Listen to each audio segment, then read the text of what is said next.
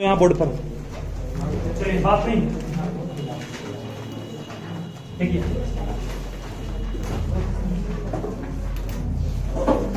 जो practice of group topic सब बनाओगे। Practice of group,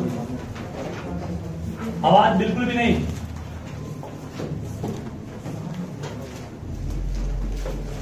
practice of group ये हम लोगों का टॉपिक आज का है, ठीक है। मतलब ग्रुप के अलॉन्ग अगर हम लोग चलेंगे तो किस तरह से चेंज करेगा प्रॉपर्टीज, इस पर काम करेंगे। इसमें कुछ इंपॉर्टेंट पॉइंट्स भी होंगे, उसको नोट भी करना है बारी बारी से। चलिए, एक मैं आपको स्पेसिमेन दे रहा हूं ग्रुप के एलिमेंट का। स्पेसिमेन का मतलब नमूना होता है। यदि कोई दुकान में जाओगे, चावल दिखाने कहोगे तो चावल का एक नमूना दिखाता है आपको ना, वो जस्ट वैसा ही नमूना आपके सामने भी हम पेश कर रहे हैं, ठीक है। तो ग्रुप 1 का ही एलिमेंट है। शांत रहोगे, शांत रहोगे बात। ग्रुप 1 का एलिमेंट है, सबसे ऊपर हाइड्रोजन है, उसको हम लोग छोड़ के चल रहे हैं क्योंकि वो एक्सेप्शन है। लिथियम, सोडियम, पोटासियम, ध्यान देना बात बिल्कुल भी नहीं। रिविडियम, सीजियम और एक फ्रांसियम, ठीक है।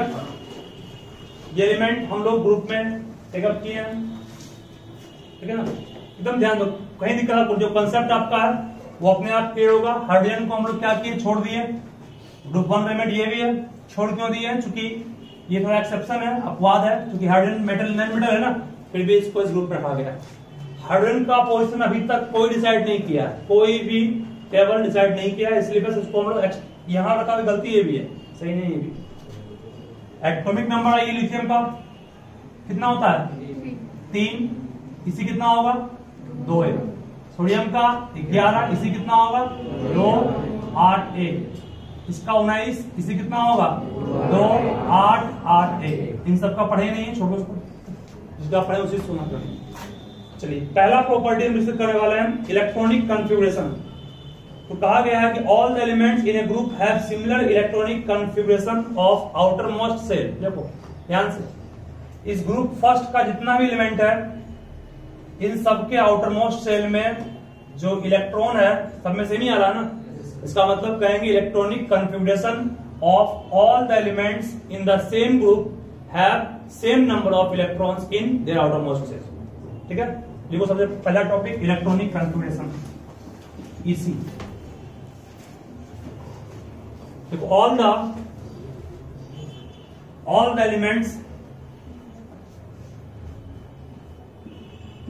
the elements in the same group have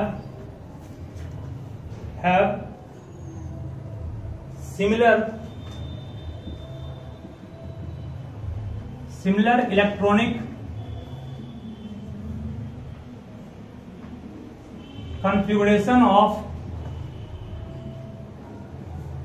their outer most cell। जो सबसे बाहर का सेल है, उन सब बाहर के सेल में जो इसी हुआ, देखो इसी, ये पूरा इसी ही है, लेकिन सबसे बाहर के सेल में जो इसी 1 1 1 सब है ना, वो सेम है। इस कारण पढ़ा लिखा गया इसमें all the elements in the same group have similar electronic configuration of their outermost cell।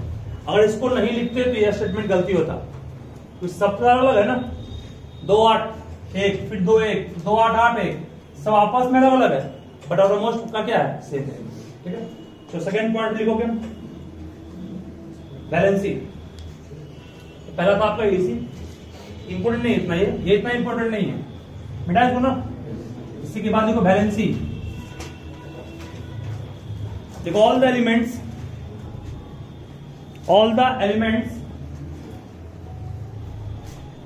in the same group, all the elements in the same group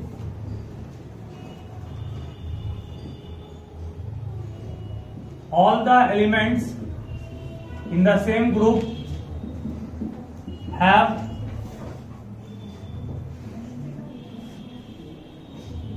same valency. बिल्कुल सही है ये भी। देखिए लिथियम की वैलेंसी भी क्या बोलते हैं, एक ही बोलते हैं, एक लॉस हो जाइए। इसका वैलेंसी भी एक ही होगा, पोटेशियम का वैलेंसी भी एक ही होगा। जिस तरह इस तीन के हम जान गए तो रुबिडियम का भी एक ही होगा, सीजियम का भी एक ही होगा, फ्रेंसियम का भी एक ही होगा। मतलब जिस एलिमेंट का वैलेंसी हम ऊपर का जान रहे हैं तो नीचे का नहीं पढ़े हैं, फिर भी उसकी वैलेंसी क्या उतना ही बोलोगे, ठीक है। और मान लो सोडियम का ऑक्साइड Na2O है तो सीजियम का ऑक्साइड भी क्या होगा, CH2O होगा। सब एक ही तरह से बेस्ट होगा। ये आपको पहले पढ़ाए भी थे हम, वैसे ही बोल दिए। यहां तक कोई दिक्कत नहीं, बहुत सिंपल याद आता है। अब जो पढ़ाने जा रहे हैं जहां से इंपोर्टेंट शुरू होगा वो आप लिखिएगा, इंपोर्टेंट यहीं से है। इसी से सबको लिंकअप करेंगे और आपका अपने आप हो जाएगा क्लियर। देखो पहला है, नेक्स्ट उसके बाद एटॉमिक साइज। एटॉमिक साइज और एटॉमिक रेडियस, दो नाम इसका है।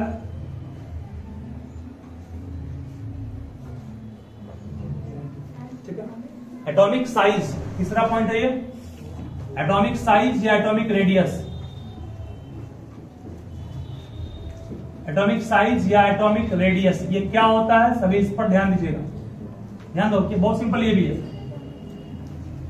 किसी भी एटम के साइज को कैसे मापते हैं, उसके न्यूक्लियस के सेंटर और आउटरमोस्ट ऑर्बिट के इलेक्ट्रॉन के बीच के डिस्टेंस। देखो सोडियम यहां पर है, सोडियम का ये फर्स्ट सेल है मान लो। सोडियम में 11 होंगे प्रोटॉन होंगे ना, और 12 क्या होते हैं, न्यूट्रॉन ना। तो सोडियम का एटॉमिक नंबर 11 पढ़े हैं और मास नंबर 23 पढ़े हैं। तो इलेक्ट्रॉन तो 11 ही है, प्रोटॉन भी 11 ही होगा ना, बट न्यूट्रॉन कितना होगा 12, 23 में 11 के 12। फर्स्ट ऑर्बिट में क्या होगा इसका, 2 इलेक्ट्रॉन्स, पहले में 2 इलेक्ट्रॉन्स है, दूसरे में 8, 4, 5, 6, 7, 8, तीसरा में सिर्फ एक है। आउटर मोस्ट ऑर्बिट का इलेक्ट्रॉन और न्यूक्लियस का सेंटर है, दोनों के बीच के डिस्टेंस को ही कहते हैं रेडियस। ये रेडियस, ठीक है। रेडियस को कई बुक में पिकोमीटर में और कई बुक में एंगस्ट्रम में लिखा है। मतलब पिकोमीटर में ही मापते हैं, एंगस्ट्रम में मापते हैं। मतलब इट इज जनरली मेजर्ड, क्यों ध्यान से नोट नहीं करना इसको, it is generally measured in picometre, short में पीएम लिखे इसको, पढ़ते क्या है पिकोमीटर। और एक पिकोमीटर में पता आपको 10 पे पावर कितना होता है, -12 मीटर। 10 पे पावर -12 मीटर होता है एक पिकोमीटर में। जैसी को हम पढ़ाए तो कुछ दिन पहले, और भी क्या कहते हैं इसको, 1 म्यू का square metre.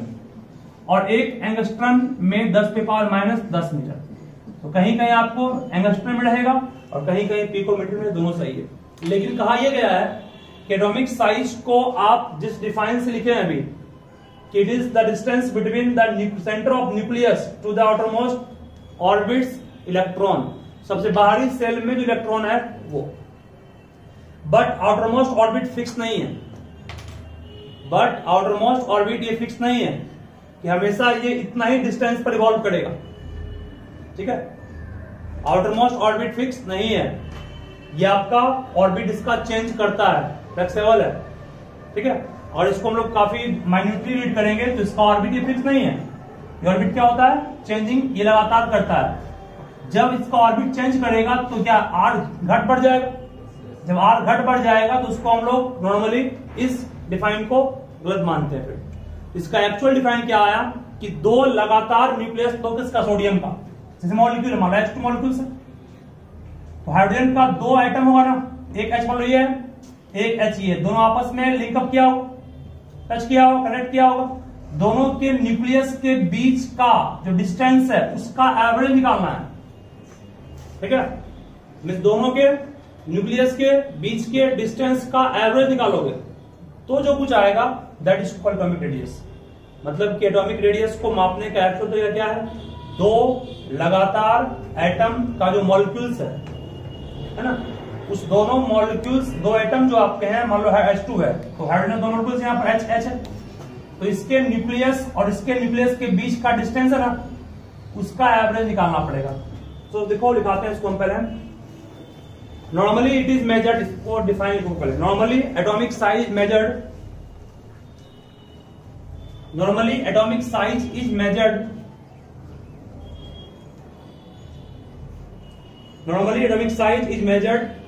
as the distance between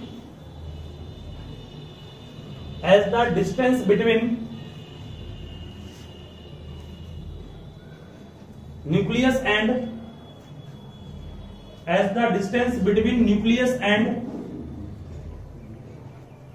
and outermost orbit.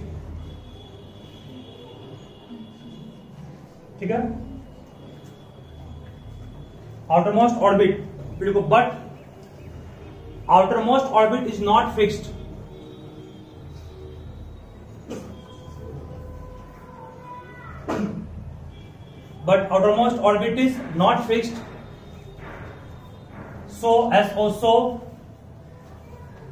So it is not an exact way.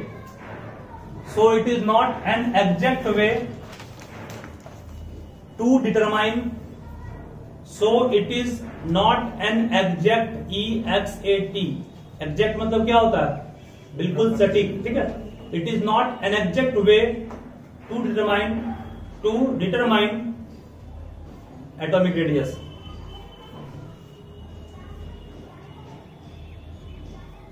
Sir ये सबके बीच में फोर्स लग रहा है, ये भी अलग अलग है, क्या बोल रहे हैं? अलग अलग टाइम पर अलग अलग फोर्स लग रहा है। बिल्कुल, वो डिपेंड करेगा टेम्परेचर तुम वेरी कर रहे हो, कहीं का कम है, क्योंकि अलग अलग तापमान पे इलेक्ट्रॉन्स का मोशन अलग होता है, पार्टिकल अलग अलग डायरेक्ट करते हैं, उस पर एनर्जी मिलेगी।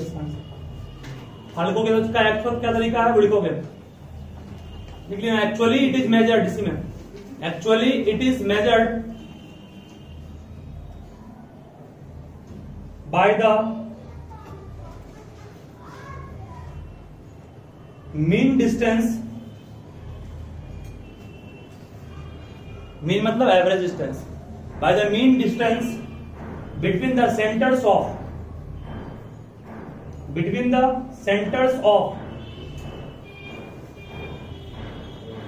two adjacent atoms,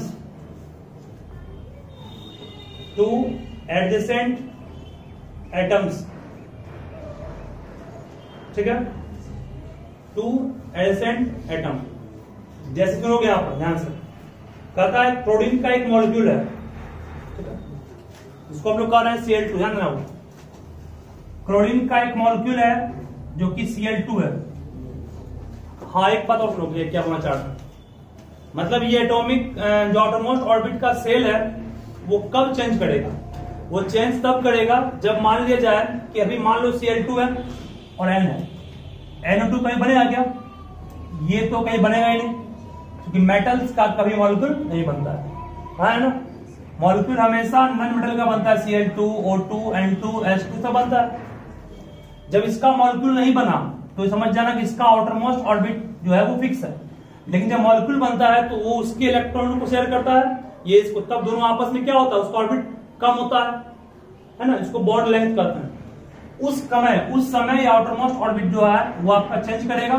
तो वही कहा गया कि Cl के, मान लो कि दो ये मॉलिक्यूल्स का आइटम है, Cl ये भी है, Cl ये भी है, दोनों के न्यूक्लियस है ना, दोनों के न्यूक्लियस के बीच का डिस्टेंस मान लो दिया हुआ है, सपोज करोगे ये मान लो O है, ये O डैश है, O डैश की लंबाई अगर दी गई है 1.98 एंगस्ट्रम दिया गया है, ठीक है। तो what is the atomic radius of chlorine in this molecule? इस मॉलिक्यूल में क्लोरीन का निकालने, अब कहेंगे आपको, अगर Cl अकेला रहता तो ये डिफाइन काम कर जाएगा, लेकिन Cl का मॉलिक्यूल Cl2 बन गया, कोवलेंट कंपाउंड बन गया, उस समय उसका एटॉमिक रेडियस उससे निकलेगा नहीं। तो निकालने के आपको दोनों मॉलिक्यूल्स को के बीच के सेंटर का डिस्टेंस निकाल लेंगे, डिस्टेंस दिया रहेगा तो उसका एवरेज निकालना। एवरेज मतलब क्या, ये दोनों का डिस्टेंस का सम है ना, बाय के 2 करना पड़ेगा ना, कटिंग जितना आएगा उतना आएगा, उसका आंसर हो जाएगा, ठीक है। सहना क्या बोले हम, मतलब कि अगर सुनो फिर से बोले बात नहीं बोलना, क्या चाह रहे हो, अगर कोई एटम इंडिविजुअल अकेला है, सिर्फ सोडियम है, सिर्फ पोटासियम है, सिर्फ ऑक्सीजन है, सिर्फ क्लोरीन है, एक बस एक एटम दिया हुआ है, तब ये डिफाइन आपको लिखा है, पहले वो काम करेगा, लेकिन अगर कोई आपका मॉलिक्यूल बना दिया गया Cl2, H2, N2 है ना, ये सब बना दिया गया N2, ये सब मॉलिक्यूल है, तब इनका आउटरमोस्ट ऑर्बिट का जो शेप है, आउटरमोस्ट ऑर्बिट जो है वो अब चेंज कर जाएगा, क्योंकि वो जब आपस में कंबाइन किया तो इलेक्ट्रॉन शेयर किया है, इलेक्ट्रॉन शेयर करने के बाद वो क्या करता है, आपस में कम होता है या फैलता है। उस कारण से क्या होगा, वो आउटरमोस्ट ऑर्बिट का फिक्स रहेगा नहीं, और जब आउटरमोस्ट ऑर्बिट फिक्स नहीं रहेगा तो वैसे मॉलिक्यूल्स के एटम्स का एटॉमिक रेडियस निकालने के लिए हमको दोनों जो अगल बगल में है उसके सेंटर के बीच के डिस्टेंस को निकालना है, पहले बाय 2 करना है, जो आएगा वो कैंसिल हो जाएगा। ठीक है, सॉल्व करने के बाद कितना आएगा, 0.99 एंगस्ट्रॉम हो जाएगा। ठीक है ना, ये आपको लगे नहीं पढ़ना है, जो पढ़ाए लास्ट में, ये एनसीईआरटी में दिया हुआ नहीं है, फिर भी जान लोगे, ऊपर बोला ये इंपॉर्टेंट है। ठीक है, नोट किए बात में, मतलब ये भी तरीका हो गया निकालने का एटॉमिक रेडियस को। ये कब यूज करना बोल दिए ना, कब, जब मॉलिक्यूल्स रहेगा, सिंगल एटम नहीं रहेगा, इनर्ट एटम नहीं रहेगा, मतलब यहां पर मॉलिक्यूल बनाएगा उसके लिए। मॉलिक्यूल बनने के क्रम में क्या होता है, शेयरिंग ऑफ इलेक्ट्रॉन होता है, शेयरिंग ऑफ इलेक्ट्रॉन के समय ऑर्बिट का शेप क्या होता है, चेंज करता है।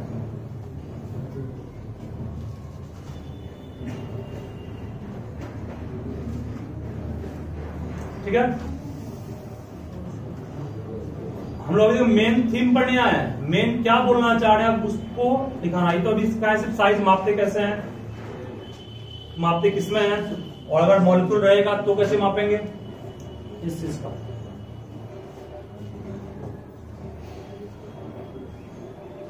क्या सोडियम के लिए आपको निकालना पड़ेगा कभी एवरेज, क्या सोडियम के लिए एवरेज निकालना नहीं पड़ेगा, क्योंकि सोडियम हमेशा स्टेबल है, स्टेबल नहीं कहो, वो इंडिविजुअल एग्जिस्ट करता है। ठीक है, स्टेबल तो ऑर्गन है, सिस्टम नहीं सर, बेटा इसको ना। हाँ, आप ध्यान में क्या बोलना चाह रहे हैं, ये तो सिर्फ सिखाया आपको, बेसिक था, ये इंपॉर्टेंट नहीं है। इसमें से इंपॉर्टेंट यही है कि एंगस्ट्रॉम में और पिकोमीटर में मापते हैं। ठीक है, ध्यान देना। हाँ, ध्यान दो, क्या वो एटॉमिक साइज, देखिए atomic size, just atomic size को आप माप रहे हैं किसी मेटल का, कैसे मापिएगा, न्यूक्लियस से आउटर मोस्ट ऑर्बिट के इलेक्ट्रॉन की दूरी, और जैसे जैसे नीचे आओगे एक नया सेल बढ़ेगा हर स्टेप में। जब नया सेल 2 ही है, सेल 3, सेल 4, जब सेल बढ़ रहा है, इसका मतलब यहां पर सिर्फ 2 सेल था, इस वाले में 3 सेल हो गया, इस वाले में 4 सेल हो गए। तो न्यूक्लियस से आउटरमोस्ट ऑर्बिट के इलेक्ट्रॉन का डिस्टेंस घट रहा है कि बढ़ रहा है, बढ़ रहा है। इसका मतलब साइज घट रहा है कि बढ़ रहा है, बढ़ रहा है। इस एटॉमिक साइज इंक्रीज करता है जब हम लोग टॉप से बॉटम जाएंगे तो किस ग्रुप में, देखोगे ये मेन पॉइंट है, इसको नोट कर लो। Atomic size of an atom, atomic size of an atom increases, atomic size of an atom increases on moving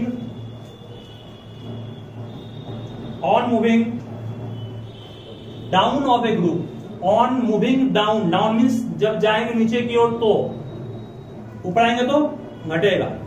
ठीक है, जब टॉप से बॉटम जाएंगे तो एटम का साइज क्या होगा, इंक्रीज करेगा, बढ़ेगा।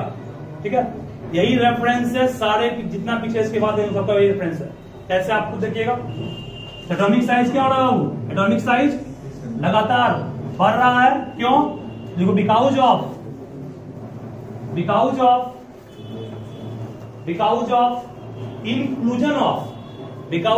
इंक्लूजन मतलब इन करना, प्रवेश करना, because of inclusion of new sales,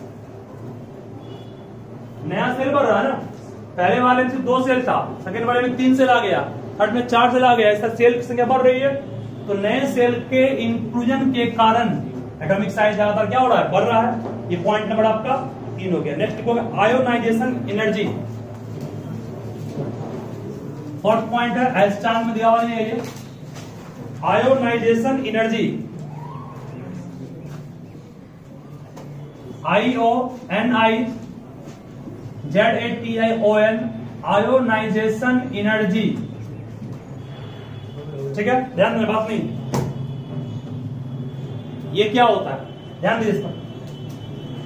मतलब किसी एटम को आयन बनाने के लिए जो ऊर्जा चाहिए उसी ऊर्जा को कहते हैं आयोनाइजेशन एनर्जी। आयोनाइजेशन एनर्जी 1 भी होता है, इसको हम IE1 भी कहेंगे, IE2 भी कहेंगे, IE3 भी कहेंगे। What is this? कहोगे this is the amount of energy required to knock out. Knock out means बाहर निकालना। किसको निकालना बाहर? First electron. It is the amount of energy required to knock out the second electron. It is the amount of energy required to knock out the third electron.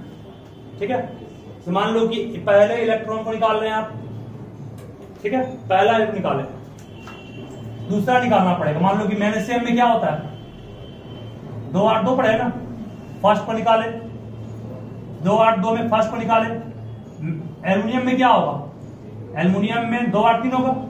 यहां पर first निकालेंगे पहले। मान लो समझा रहे हैं, ये एल्युमिनियम का एक एटम का साइज मान लो, ये एल्युमिनियम के न्यूक्लियस में 13 होंगे प्रोटॉन्स। फर्स्ट में 2 इलेक्ट्रॉन्स, सेकंड में 1 2 3 4 5 6 7 8, थर्ड में 1 2 और 3। ध्यान में क्या बोलना चाह रहे हैं, जब पहला इलेक्ट्रॉन निकालिएगा आप, फर्स्ट इलेक्ट्रॉन तुमने निकाल दिया बाहर, निकल गया, तो यहां जो ऊर्जा लगाना पड़ा, जो सप्लाई करना पड़ा, इसको IE1 मीन्स आयोनाइजेशन इंथैल्पी या एनर्जी भी कहते हैं। एनर्जी का एक और नाम इंथैल्पी भी है, जो आपको हायर क्लास में पढ़ना है, इंथैल्पी कहते हैं। ठीक है, the energy required to eject या knock out first electron is called IE1। ठीक है, और उसके बाद निकालेंगे इसको, ये क्या हो गया? IE2। फिर निकालेंगे इसको, ये क्या हो गया? IE3। ठीक है, मतलब कि किसी एटम्स में अगर एक ही इलेक्ट्रॉन ऑटोमोस्ट में है तो बस IE1 2 रहेगा, IE1 I2 होगा, I3। ठीक है, अब यहां पे सवाल ये पूछेगा कि बताओ IE1 IE2 और IE3 में सबसे बड़ा कौन होगा? IE3 सबसे बड़ा। क्यों होगा बड़ा? क्योंकि सबसे लास्ट में बचेगा, सबसे ज्यादा फोर्स उसको लग रहा होगा। क्यों? अंदर में प्रोटॉन जो है वो उसको ध्यान, इसमें अरेंजमेंट करना पड़ेगा, ध्यान बात नहीं। IE1 सबसे कम होगा, IE2 उससे बड़ा और IE3 उससे भी बड़ा। मींस जैसे जैसे इलेक्ट्रॉन निकालोगे तुम, वैसे वैसे अधिक अमाउंट में एनर्जी खर्च करना पड़ेगा। सबसे ज्यादा एनर्जी कौन लेगा निकलने के लिए? क्यों? ध्यान देना इस पर। आप जब इलेक्ट्रॉन निकाल दिए, तो उस पर किसका घनत्व बढ़ रहा है? प्लस चार्ज का। नहीं बढ़ रहा, तो प्लस चार्ज का घनत्व बढ़ रहा है, तो उसको और अधिक फोर्स। मान लो कि एक इलेक्ट्रॉन निकाल दिए, एक निकला, क्या बन गया? अभी Al प्लस बना ना, क्या बढ़ गया इस पर पॉजिटिव चार्ज बढ़ गया। पॉजिटिव मतलब क्या? बढ़ गया प्रोटॉन। नहीं सुनो कब में आज एल्युमिनियम आपके पास, ध्यान रखिए, बहुत इंपॉर्टेंट, ये समझ जाओगे दिक्कत फिर नहीं होगा आगे भी। मान लो एल्युमिनियम है, इसके पास अभी 13 इलेक्ट्रॉन्स हैं और 13 क्या है? प्रोटॉन। ध्यान से सुनोगे, ठीक है। एक इलेक्ट्रॉन निकाल दिए इसका, तो क्या बन गया? ये Al प्लस हो गया ना, इलेक्ट्रॉन कितना बड़ा हो गया ना, बट अभी भी ये कितना है? 13 ही है। ठीक है, अभी भी ये कितना है? 13 ही है। एक और निकल गया, Al प्लस प्लस हो गया, अब कितना हो गया? 11। अभी भी कितना? 13 है ना। एक और निकल गया, A प्लस प्लस प्लस हो गया, जिसको 3 प्लस कर सकते हैं।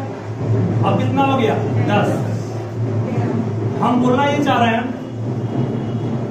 जब एक इलेक्ट्रॉन निकल गया तो प्रोटॉन का जो अमाउंट था वो इलेक्ट्रॉन की अपेक्षा और बढ़ गया, यानी गैप 1 का था, अब गैप 2 का हो गया, अब गैप 3 का हो गया। इसका मतलब प्रोटॉन का अमाउंट बढ़ गया तो इलेक्ट्रॉन को निकलने देगा, वो कहते हैं उसका हमको अलग से और निकालना पड़ेगा फोर्स, ज्यादा फोर्स करना पड़ेगा निकालने के लिए। इसीलिए हम लोग कहेंगे कि Al प्लस 3 आने के लिए जो हमें ऊर्जा चाहिए उसको IE3 कहेंगे, जो बाकी दोनों से क्या होगा? बड़ा होगा। ठीक है, समय क्या बोले ना, मतलब जो एनर्जी कट के 0 है, अब एक बढ़ गया प्रोटॉन स्तर से और बढ़ गया, मतलब प्रोटॉन जब बढ़ रहा है तो इसकी पुलिंग कैसे बढ़ेगी ना। ठीक है, इसलिए कह सकते हैं कि यहाँ पर अधिक फोर्स करना पड़ रहा है। चलिए आगे बढ़ते हैं फिर नेक्स्ट। हाँ तो एनर्जी हो गया ना, तो बोलिए जब हम लोग साथ रहोगे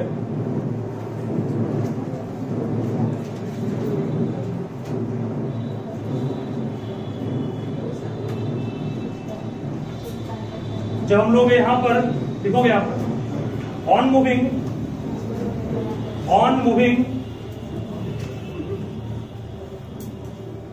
down of the group, on moving down of the group, note करके, on moving down of the group electropositivity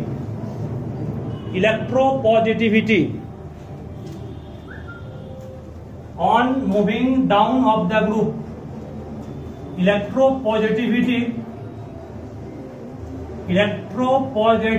का मतलब समझते हो क्या होता है?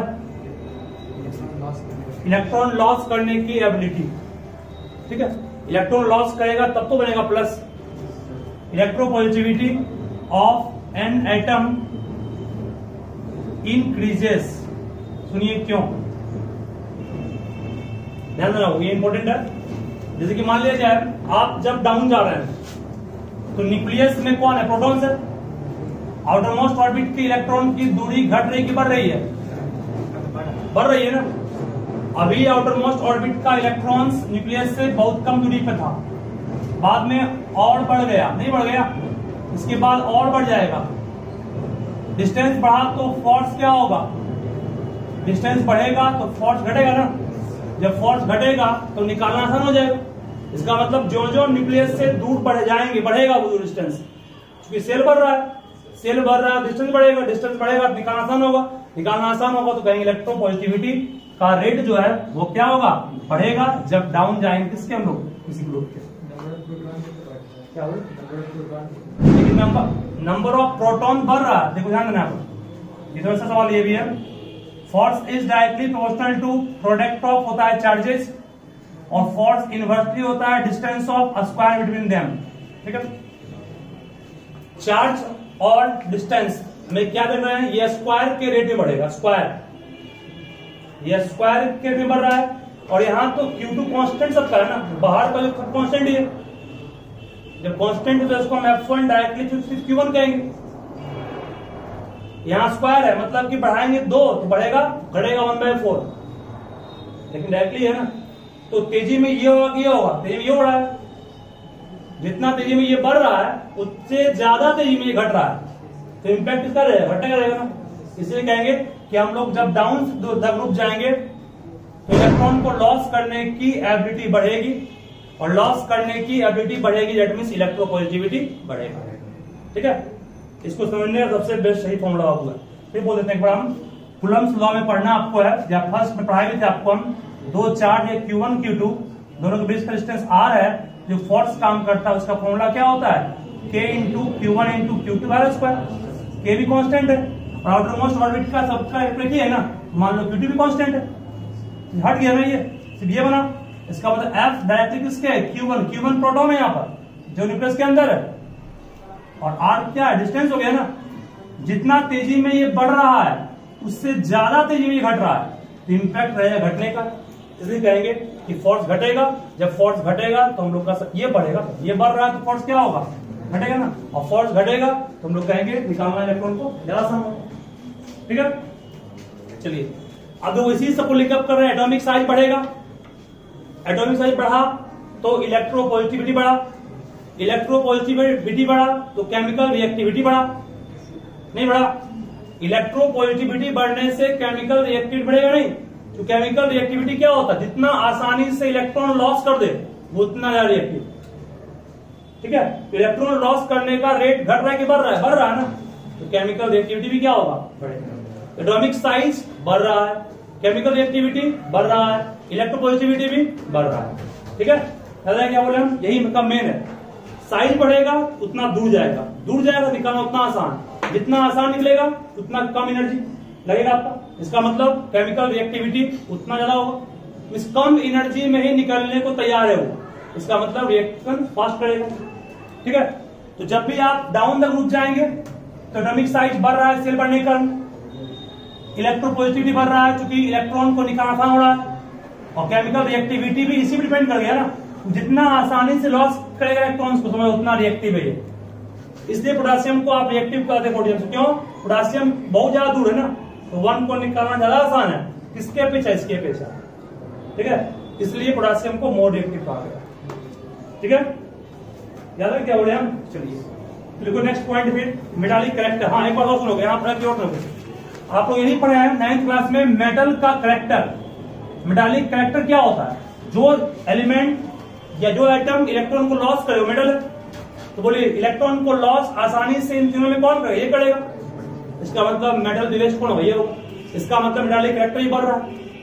चारों लिंकेज का मेटालिक कैरेक्टर भी बढ़ेगा, साइज बढ़ेगा, इलेक्ट्रोपॉजिटिविटी बढ़ेगा और केमिकल एक्टिविटी भी बढ़ेगा। और कोई टर्म देखेंगे बोलेंगे इसको भी, सब लिंकअप साइज से हो। ठीक है, चलो लिखो नेक्स्ट पॉइंट में। और पढ़ोगे ना 5 लिखोगे। Chemical reactivity, chemical reactivity first में जो केमिकल रिएक्टिविटी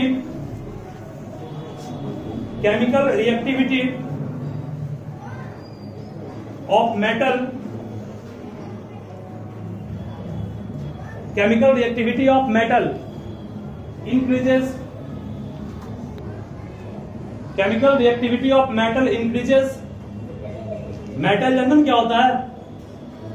इसे कहते हैं स्टेयर केस लाइन। ठीक है, सीढ़ी की तरह जो बना हुआ गिरती है उसको स्टेयर केस लाइन बोलते हैं, या जिग जैग लाइन भी कहते हैं। दो नाम इसका है। स्टेयर केस लाइन के इस साइड क्या होता है? मेटल ना, इस साइड तुम डाउन जाओगे, साइज बढ़ रहा है, इलेक्ट्रॉन को लॉस करने की क्षमता बढ़ रही है, केमिकल एक्टिविटी बढ़ रही है।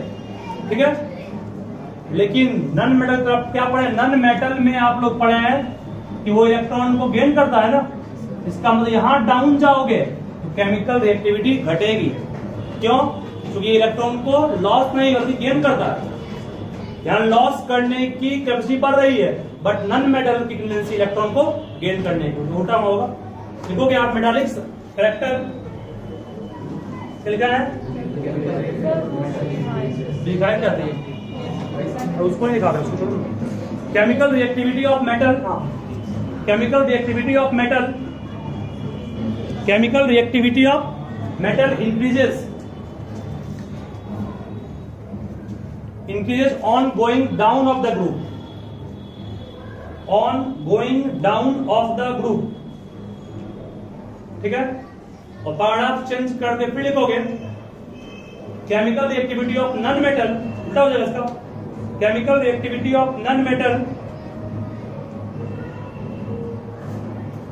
Chemical reactivity of non metal decreases, क्योंकि वो इलेक्ट्रॉन गेन करता है ना, इसीलिए chemical reactivity of non metal decreases on going down of the group, on going down of the group. ठीक है, चलेगा। और एक बात, इलेक्ट्रोपॉजिटिविटी तो बढ़ रहा है मेटल का, और इलेक्ट्रो निगेटिविटी क्या हो रहा है इसका? घट रहा है, नहीं घट रहा है। और नॉन मेटल में क्या होगा? इसका उल्टा। ठीक है, इसको लिखा मैं सही नहीं है, आगे बढ़ते हैं। फिर कहां हो गया यहाँ पर, और क्या बच गया इसमें? केमिकल एक्टिविटी हो गया ना, उसके अलावा एक और था मेटालिक, लिखा दिया ना। देखो मेटालिक तो इसी में हो गया, मेटालिक कैरेक्टर लिखाएंगे ना, लिखा लिखो इसको, इससे मसीब आ जाएगा। मेटालिक कैरेक्टर लिखोगे, मेटालिक कैरेक्टर फर्स्ट में लिखो on going down of the group, on going down of the group, on going down of the group, metallic character of element increases, metallic character of element increases.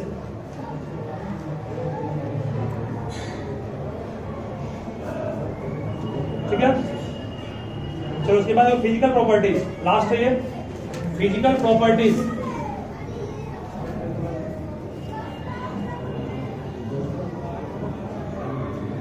Physical property लिखे, if the MP and BP, the MP means melting point and BP, the MP and BP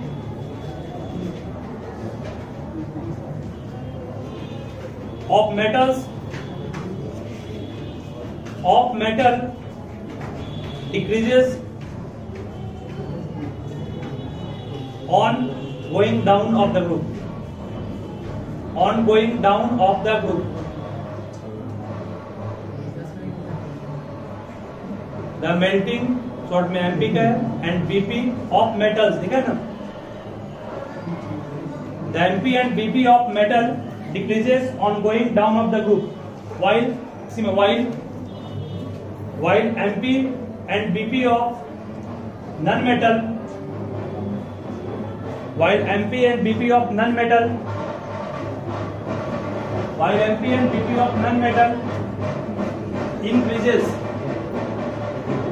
increases on going down of the group.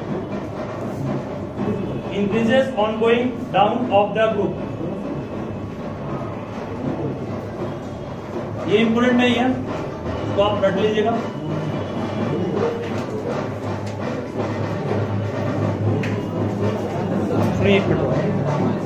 The energy, it is defined as the energy given out. It is defined as the energy given out when an extra electron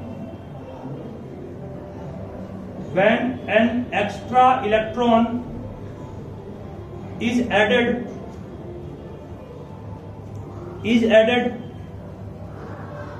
to a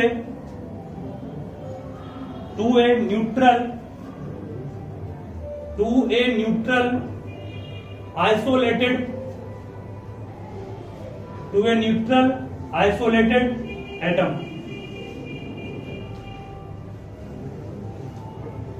ठीक है, ध्यान रख क्या बोलना चाह रहे हैं, सुनो यार. किसी एलिमेंट में ध्यान देना, हम एक्स्ट्रा इलेक्ट्रॉन ऐड कर रहे हैं, इलेक्ट्रॉन्स को दे रहे हैं. इलेक्ट्रॉन देंगे तो बोलो एक इलेक्ट्रॉन दिए इसको, तो कोई एलिमेंट मान लो M है, तो इस पर एक क्या आएगा, माइनस आएगा ना. जब इलेक्ट्रॉन ऐड करेंगे तो उससे एनर्जी निकलेगी, ठीक है. तो यहाँ प्लस की एनर्जी, इसका मतलब जब आप किसी एलिमेंट्स में इलेक्ट्रॉन को ऐड कर रहे हैं तो उससे एनर्जी निकलेगी. इसी को कहते हैं हम लोग इलेक्ट्रॉन एफिनिटी. मीन्स इलेक्ट्रॉन कितना वो एक्सेप्ट करना चाहेगा उसको मापता है कौन, इलेक्ट्रॉन एफिनिटी. तो इलेक्ट्रॉन को एक्सेप्ट करने की क्या टेंडेंसी उसकी है, और जितना इलेक्ट्रॉन को आप देने के बाद एनर्जी निकलेगा, समझ जाओ उसकी उतनी अधिक इलेक्ट्रॉन एफिनिटी है. मतलब मान लिया जाए मैं आपसे पूछूंगा, सुनो ध्यान से, पोटासियम और क्लोरीन में इलेक्ट्रॉन एफिनिटी किसका अधिक होगा, क्लोरीन का होगा. ये तो इलेक्ट्रॉन को एक्सेप्ट करना चाहेगा ही नहीं, लॉस करता नहीं है, इसकी एफिनिटी अधिक होगी. अब मान लीजिए आपके पास क्लोरीन है और फ्लोरीन है, दोनों में अधिक इलेक्ट्रॉन एफिनिटी किसका होगा, जो जितना अच्छा नॉन मेटल, समझ जाओ कि वो उतना ज्यादा इलेक्ट्रॉन का एफिनिटी होगा. इलेक्ट्रॉन को गेन करने टेंडेंसी होगी. इलेक्ट्रॉन को गेन करने की टेंडेंसी दोनों में अधिक किसकी होती है, फ्लोरीन की होती है. फ्लोरीन को आप बेस्ट नॉन मेटल मानते हैं इसलिए, ठीक है. मतलब जितना ज्यादा इलेक्ट्रॉन को एक्सेप्ट करने की टेंडेंसी होगी, समझ जाओ उतना अधिक उसका क्या, इलेक्ट्रॉन एफिनिटी. इलेक्ट्रॉन को एक्सेप्ट करने की एबिलिटी को कहते हैं इलेक्ट्रॉन एफिनिटी, ठीक है. तो नॉन मेटल के कारण खास करके इलेक्ट्रॉन एफिनिटी आया, मेटल्स में नहीं क्राउड होगा, ठीक है. फ्लोरीन से एक्सेप्शन, क्या बोलो, फ्लोरीन एक्सेप्शन कैसे आते हैं, इलेक्ट्रॉन एफिनिटी इसका कम है, फ्लोरीन का ज्यादा है. एक्शन दिया क्या अपवाद में, एक फ्लोरीन था, एक आपका था ब्रोमीन. इसका 322 होता है और एक कितना 349 और ये 384, मतलब ये हो जाता. ये था अपवाद में, एक्सेप्शन में फ्लोरीन का है ना.